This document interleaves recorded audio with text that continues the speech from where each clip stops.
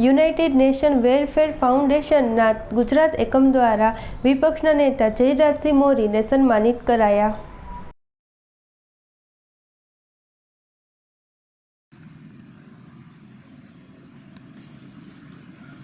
United nation welfare foundation ઇન્ડિયાના જે president છે ડૉક્ટર પ્રિયંકા અરોરાજી, એની તરફથી આજે અમે આ તમને એક સન્માન પત્ર કહો કે સન્માનિત કરી રહ્યા છીએ.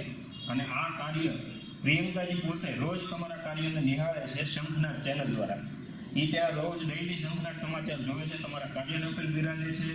અને અમારી રેગ્યુલર સમયની જે અમારી મિટિંગ કે વાત થતી હોય ઓનલાઈનમાં, એ હિસાબે અમને લાગ્યું કે આપણે સિયોરમાં તમારા જે બે પાંચ લોકો છે એમને પણ આપણે સન્માનિત કરવા જોઈએ.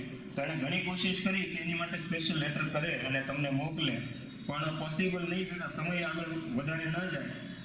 એટલે મને એને પરમિશન આપી કે તમે તમારા પ્રોફેશનલ રાઇટિંગ જે છે એમાં તમે યુનાઇટેડ નેશનને એડ કરો, કારણ કે તમે પણ અહીંયા ગુજરાતના પ્રેસિડેન્ટ છો. તો એ કરી અને મારા નામથી એ તમે જયરાજભાઈને જઈને મારા વતી તમે સન્માનિત કરો. એટલે આજે અમે તમને બધાયા છીએ અને આ યુનાઇટેડ નેશન વેલફેર ફાઉન્ડેશન તરફથી આ તમને એક અર્પણ કરી રહ્યા છીએ. ખૂબ આભાર. અને આ કાવ્ય જે છે એની રચના મેં કરી છે.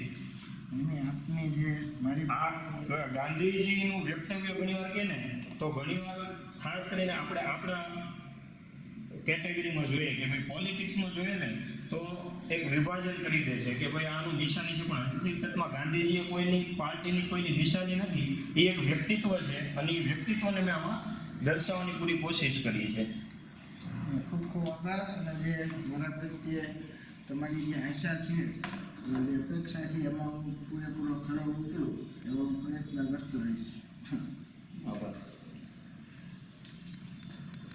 કાર્યો કર્યા છે ને એ મેં અંદર ઉલ્લેખ કર્યો છે.